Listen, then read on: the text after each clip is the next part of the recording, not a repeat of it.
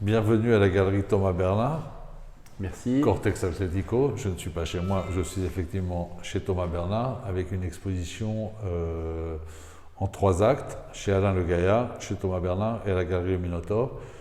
Une collaboration née d'une rencontre qui en a généré d'autres et qui a abouti à cette exposition.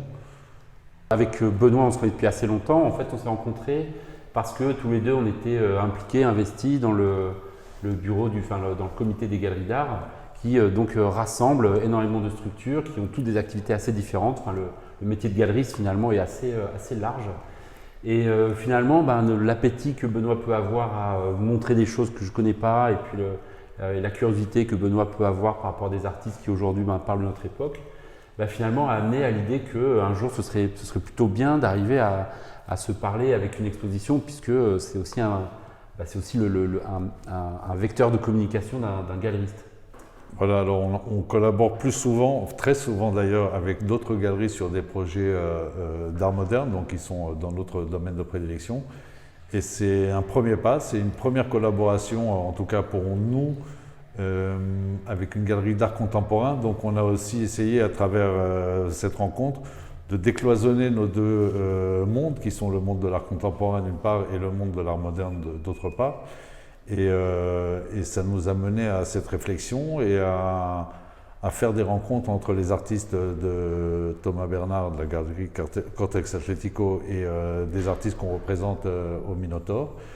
Et puis, par une belle soirée d'automne, on s'est retrouvé au Café La Palette avec Régnier Le Ricollet, et qui a été complètement happé qui est un grand amateur de constructivisme et d'art, un érudit en matière d'art moderne et de musique.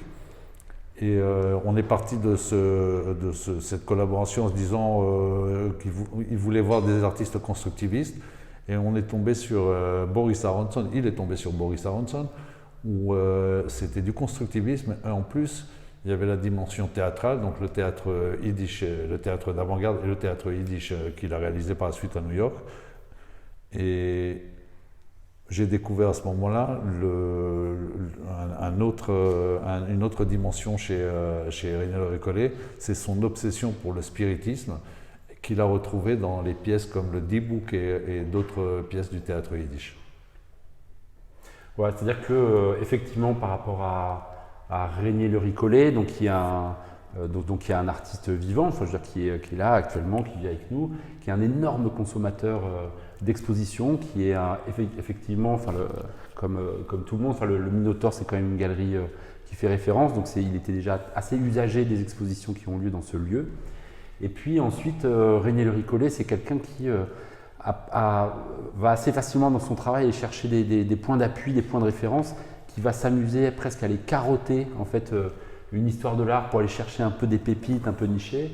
Et effectivement, tomber sur le travail de Boris Aronson, que moi je ne connaissais pas, que lui non plus, finalement ouvrir quelque chose qui était à la fois, qui existe depuis longtemps, mais qui est complètement nouveau pour nous. Et ça, je pense que c'est commun à beaucoup d'artistes aujourd'hui, de pouvoir aller explorer les choses et de pouvoir naviguer comme ça avec pas mal d'autonomie dans une histoire de l'art, dans un univers de signes un peu différent.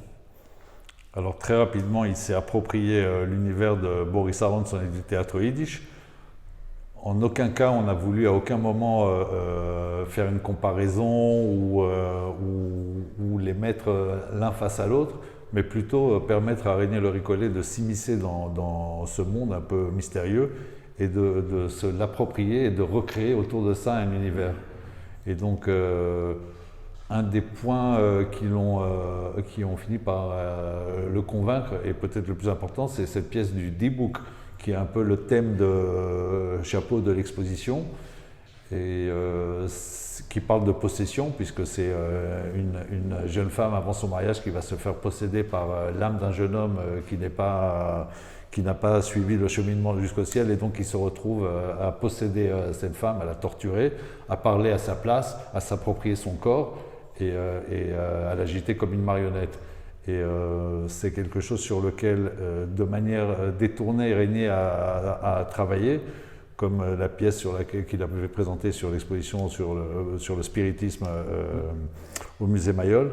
et donc il s'est tout de suite retrouvé là-dedans. Nous a même fait une bande son qui est et un disque à 2 faces qui s'appelle La Voix du D-Book et le refuge de Léa Allais, qui est le personnage principal dans cette pièce de théâtre. Voilà. Puis après ça, quelque chose qui était aussi assez intéressant, c'était la manière dont les pièces sont disposées, c'est-à-dire que on a aussi des espaces qui sont assez différents, c'est-à-dire avec des typologies qui correspondent aux œuvres qu'on montre et aux gens qui viennent les voir. Et là, on a décidé surtout Régnier, finalement, parce qu'on a suivi son projet, qui était de revenir sur un format de présentation qui était presque celui du cabinet, c'est-à-dire avec une succession de petits moments, d'étapes, et puis en revenant sur à la fois un code de construction et aussi un code de couleur, justement qui va plutôt aller chercher du côté des modernes. Donc en fait, c'était assez intéressant de voir comment Régnier Le Ricollet, à la fois dans son travail, mais aussi dans la manière de pouvoir penser un accrochage des pièces d'Aaronson, finalement le curseur temps, je trouve qu'il est assez compliqué à identifier, c'est-à-dire qu'on a du mal à comprendre finalement qu'ils ont 71 ans d'écart, alors que finalement ces œuvres elles pourraient être se correspondre assez facilement, je veux dire, d'un point de vue très formel. Voilà, et un des buts de l'exposition était de montrer au XXIe siècle un artiste 100 ans après son travail et en même temps replacer dans un contexte historique l'œuvre de Régnier Le Ricollet et montrer l'étendue de son travail justement dans ce contexte historique. Voilà. Et puis donc, sinon c'était un plaisir en fait d'aller, y compris sur l'accrochage, en fait, de voir que les modernes et les contemporains, c'est aussi plein de gestes, plein de codes, plein d'astuces, des univers un peu différents. Et finalement, c'est très très très enrichissant.